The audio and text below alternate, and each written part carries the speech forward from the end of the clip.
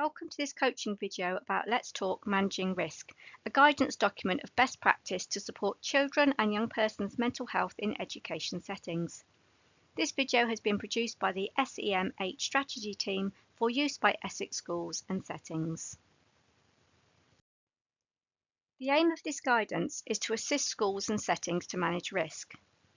Schools and education setting staff are on the front line supporting a child or young person who may be exhibiting high levels of risk within their presentations.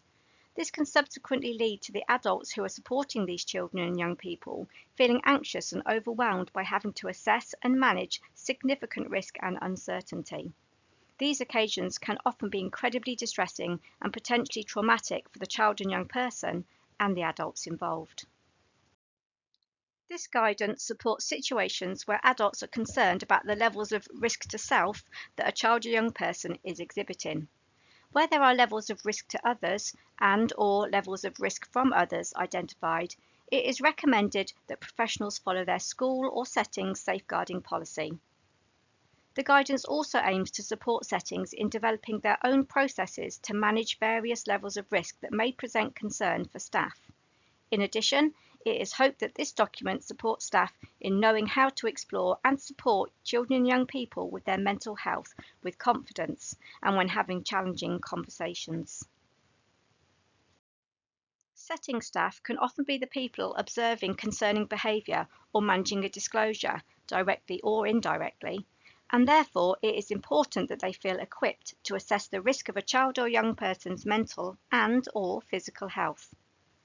Regardless of where the concern or disclosure has come from, it is important to always take the child or young person seriously and assess any risk to inform an appropriate response. This document is best practice guidance and should inform and be consistent with other related policies and procedures, particularly safeguarding, which must always be followed. When managing levels of risk with a child or young person, it is important to gain the consent from that child or young person wherever required and be explicit about the limits to confidentiality. However, there are times where the level of risk outweighs the level of consent. The document has two sections for staff to use as appropriate. Section 1 looks at responding to high-level risk. Section 2 looks at responding to medium and low-level risk. After identifying a concern with a child or young person's mental health, including physical expressions such as self-harm, it is important to assess the level of risk.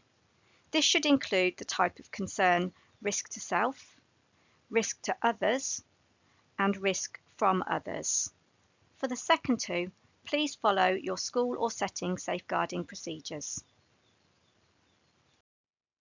Here you can see how the guidance helps support staff in defining the level of risk.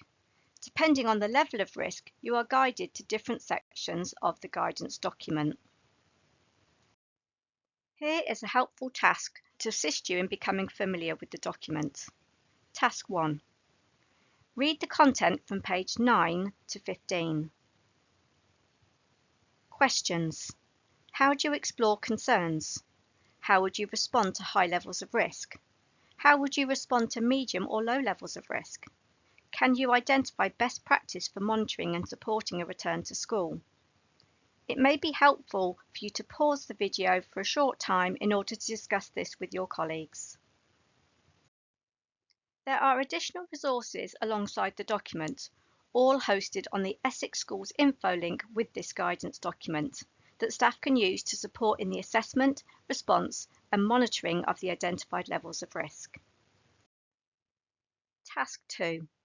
Now look at the content in the appendices 1 to 7. Here are some questions to think about. What should you be considering as part of the risk assessment? Who else should you be involving in the risk assessment and discussion about support? What might you consider to support this child or young person? What are the benefits of using a self-care plan? It may be helpful for you to pause the video at this point in order to discuss these answers with your colleagues. Here is an example of one of the appendices, the Mental Health Risk Assessment. These documents can be amended to suit the needs of your school or setting. Additional support and guidance can be found via the Essex Safeguarding page, the Essex SEMH pages, SET CAMS, Essex Effective Support. Supporting documents in this suite of resources include Let's Talk About Self-Harm and Let's Talk Promoting Positive Mental Health and Wellbeing and Reducing Suicidal Thoughts and Feelings, which is coming soon. Thank you for watching this video to learn more about Let's Talk Managing Risk. If you'd like more from the SEMH strategy team, please visit the info links SEMH portal. Thank you.